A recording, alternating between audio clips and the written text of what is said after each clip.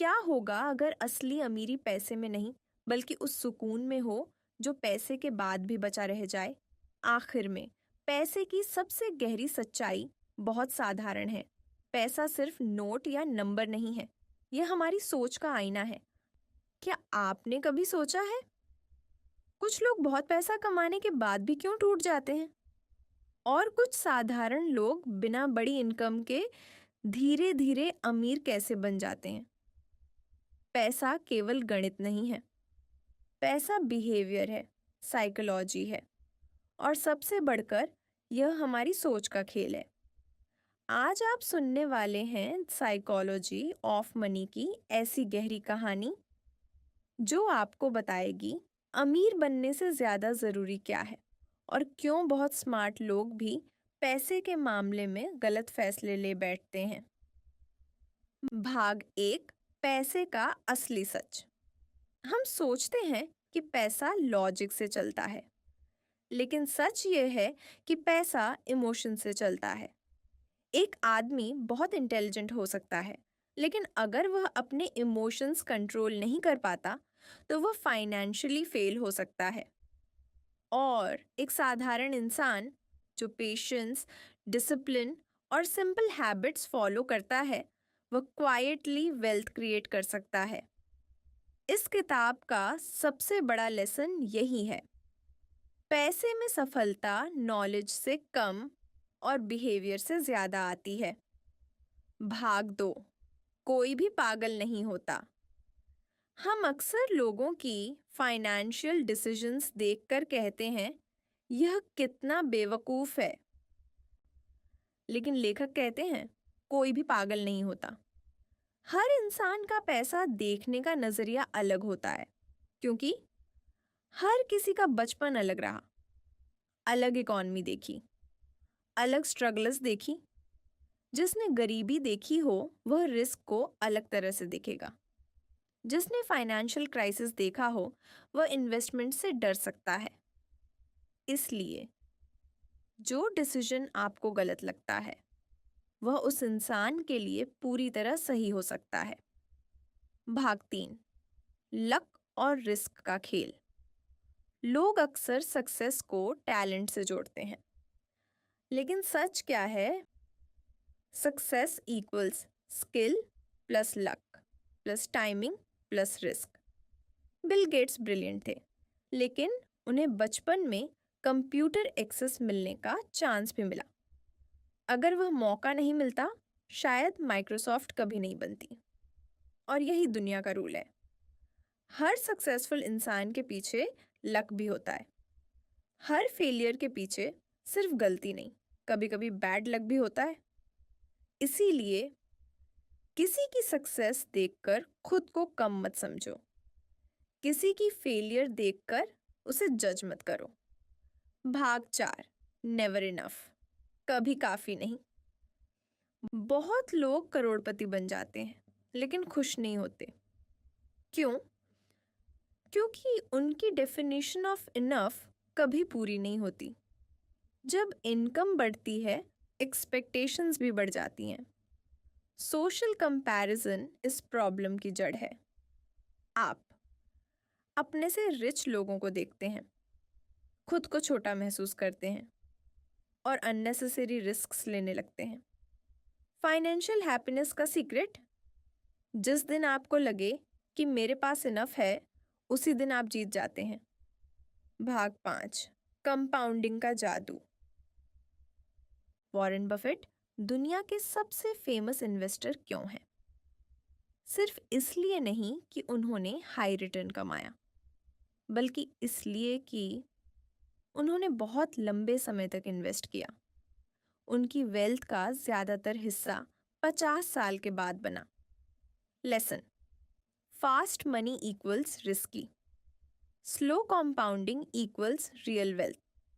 छोटे consistent returns लंबे समय में ह्यूज बन जाते हैं। भाग 6, अमीर बनना वर्सेस अमीर बने रहना। रिच बनना कभी कभी लक से भी हो सकता है, लेकिन रिच बने रहना अलग स्किल है, क्योंकि ईगो बढ़ता है, कॉन्फिडेंस ओवर हो जाता है, रिस्क बढ़ जाता है। फाइनेंशियल सर्वाइवल का formula humility plus discipline plus safety margin. शाय। भाग 7। पैसे का असली मकसद। हम सोचते हैं पैसा लग्जरी के लिए है। लेखक कहते हैं पैसा बराबर फ्रीडम। फ्रीडम मतलब अपना समय कंट्रोल करना, अपनी लाइफ खुद डिसाइड करना। सबसे अमीर इंसान वह है जो अपनी मॉर्निंग अपने हिसाब से शुरू कर सके। भाग 8।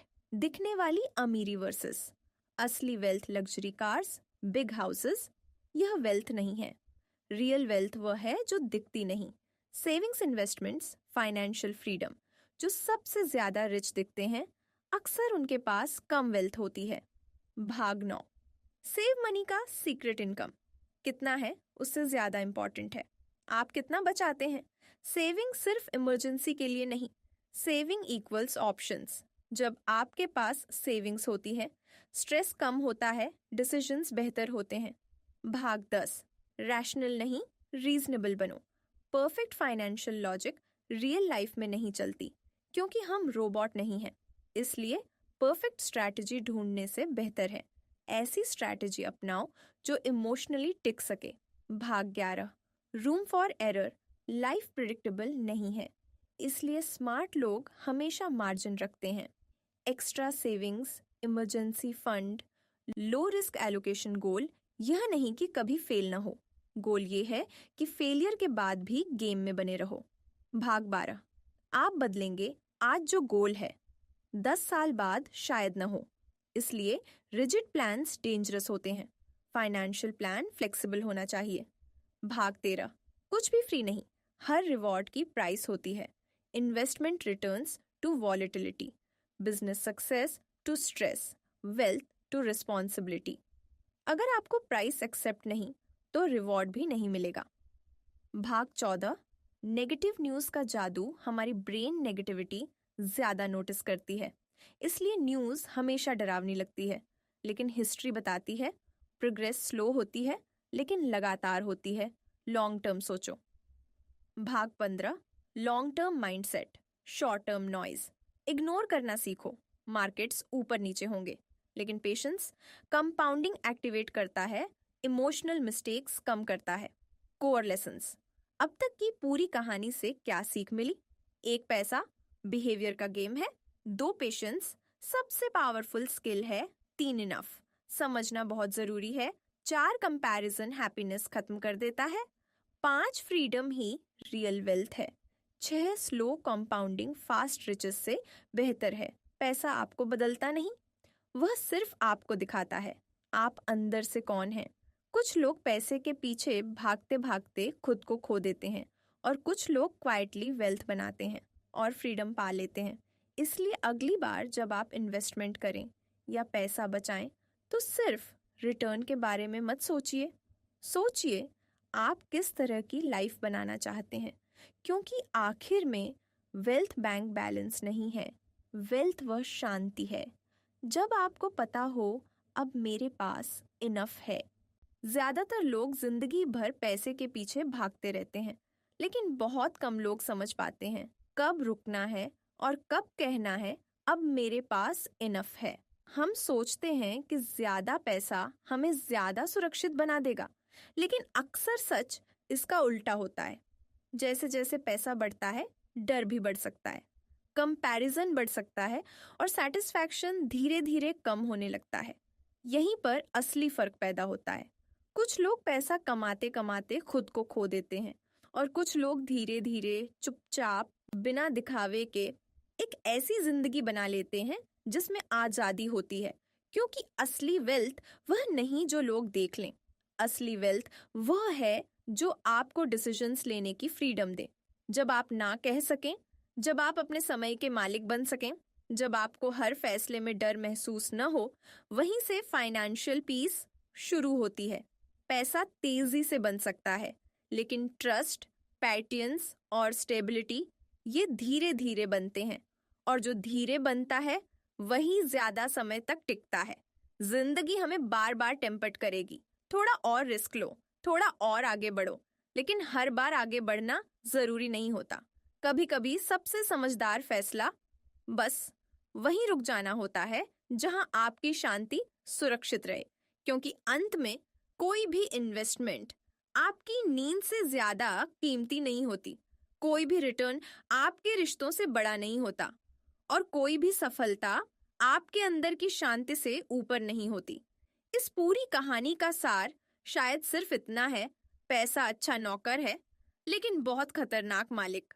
अगर आप उसे कंट्रोल करना सीख गए तो वह आपको आजादी देगा। अगर आपने उसे खुद पर हावी होने दिया तो वह आपकी जिंदगी का डायरेक्शन तय करने लगेगा। इसलिए अगली बार जब आप पैसा कमाने, बचाने या इन्वेस्ट करने के बारे में सोचें तो सिर्फ ये मत पूछिए मुझे कितना मिलेगा, ये पूछिए क्या इससे मेरी जिंदगी आसान होगी या सिर्फ और तेज हो जाएगी। क्योंकि आखिर में असली अमीरी बैंक बैलेंस नहीं होती। असली अमीरी वह एहसास है जब आप रात को सोते वक्त सोच सकें मेरे पास जितना है वह मेरे लिए पर्याप्त है। शायद अमीर बनने का मतलब बहुत पैसा होना नहीं है। शायद अमीर बनने का मतलब है डर के बिना फैसले लेना, जल्दी में नहीं, समझदारी में जीना और उस जगह पहुंच जाना जहां आपको किसी को कुछ साबित करने की जरूरत न रहे। क्योंकि आखिर में जिंदगी यह नहीं पूछेगी आपने कितना कमाया, जिंदगी सिर्फ इतना पूछेगी क्या आप सच में सुकून से जी पाए।